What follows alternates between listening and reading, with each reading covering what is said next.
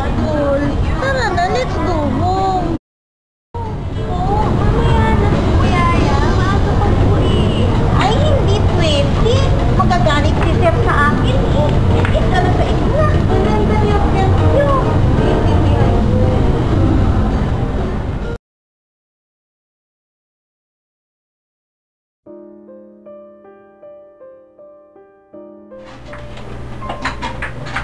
Dad,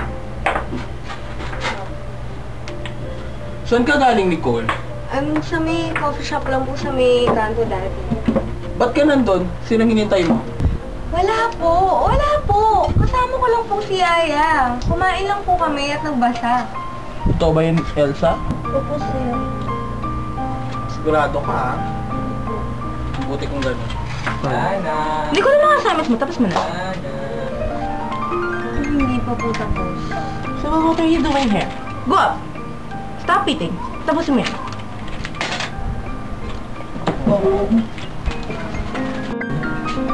Kaya mo na ba na yung anak mo? Ewan ko sa'yo. Baka sa'yo. Ako pa, talaga lang, ha? Ewan ko sa'yo. Huwag mo ako kausapin.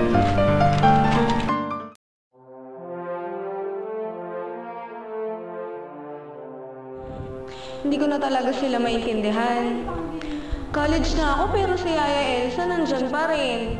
I'm 18 years old. Pero mas masahol pa si 8 years old ang turing nila sa akin.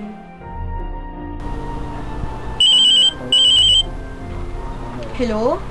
Oh, Bes! May gagawin ka ba bukas? Samahan mo naman ako sa coffee shop po. Please. Thank you, Bes. Bukas ah. Bye. Ingat.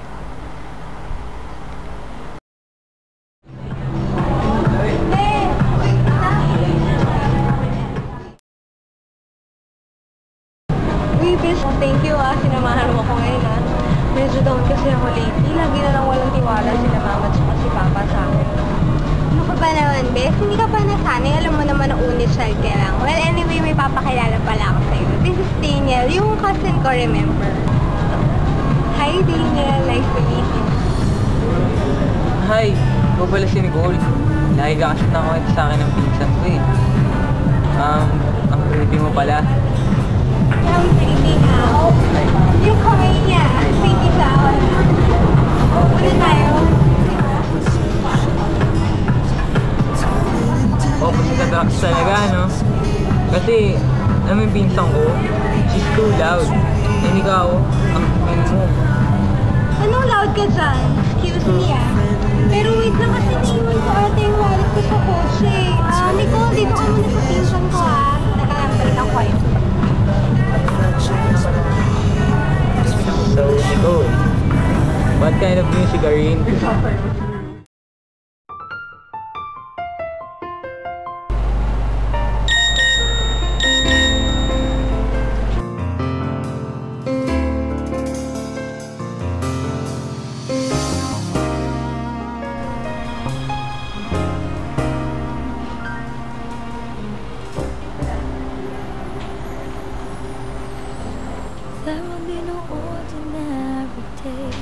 Aroy, katext na ang pinsan ni ano. What is name again?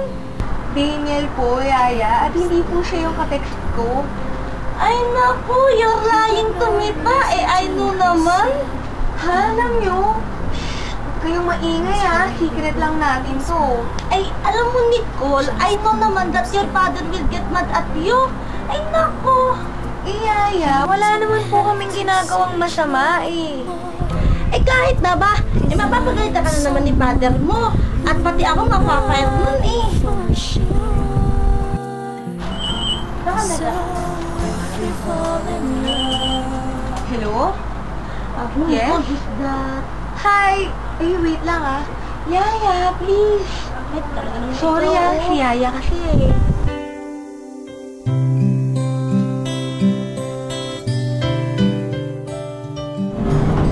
Nasaan ka? Nasa terrace ng kwarto ko. Ikaw? Nandito sa coffee shop. Okay. I love you. Ano? Sabi ko, mahal kita. Ha? Hindi mo ako mahal. Ha?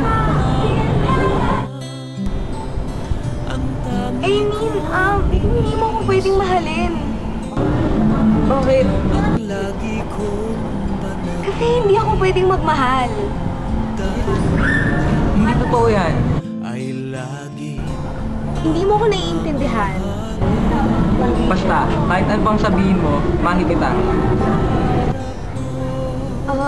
Daniel? Yes, Nicole. I love you too. Ano sabi mo? Wala. Ang sabi ko, umuwi ka na at matutulog na ako. Okay. Pero narinig yung sinabi mo I love you more. Ikaw lamang ang buhay ko. Mahal ka na. Gagawin naman natin na si Ngayon ko nga. Delikado yan, no? Chill forward na. gusto na kaya yun dahil boyfriend pa lang. Saka gamit naman tayo ng contraceptives. Kung pumayag ako, siya naman. Ang dami-daming hotel dyan. Gusto mo sa hotel ko Baka mahuli tayo. Gusto niya mamamuli sa atin. Ano?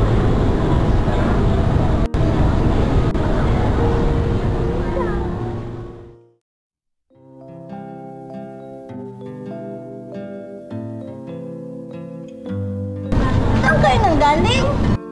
Ay, kumain lang po kami ni Daniel sa labas. Ay, latro din yan. Apo, kumain na po. O, tiyas yun. Tara, muna tayo. Kaya ka tumatawag sa pader mo.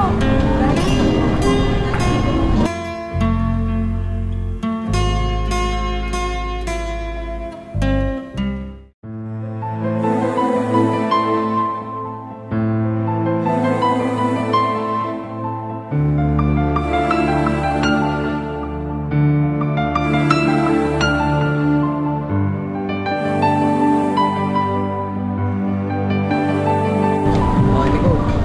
Ano nangyari? Bakit pinapunta dito? Daniel, kumulas na akong dinig. Kanina kumabi na duwal ako. Teka, are you trying to say that? Bumili na ako ng pregnancy test kit na nabibili. Anong result? Ryan, tumulay. Kumulas na ako na. Oh my God! Anong gagawin natin? Papalaglag natin ang bata. No, baby ko to. Baby natin to. Nicole, gusto kong mabuhay ng bata. Hindi ba natin kaya? Hindi ba natin kaya maging magulang, Nicole? Tsaka pag nalaman ng parents mo, ano nang sasabihin nila? Tatabuyang ka nila, Nicole. Alam mo yan. Hindi na natin dapat ginawa yun. Kaya papatay natin ang baby natin, Daniel. Nicole, I'm sorry. Hindi makatarong pumatay ng bata dahil sa isang maling desisyon. Hindi sapat na mahalang natin ang isa't isa kung hindi rin tayo maging responsible sa mga gagawin natin. Mali ito, Daniel. Mali. Hindi ko na yata kaya. Wala na tayong choice. Hindi ko pa kaya maging isang ama.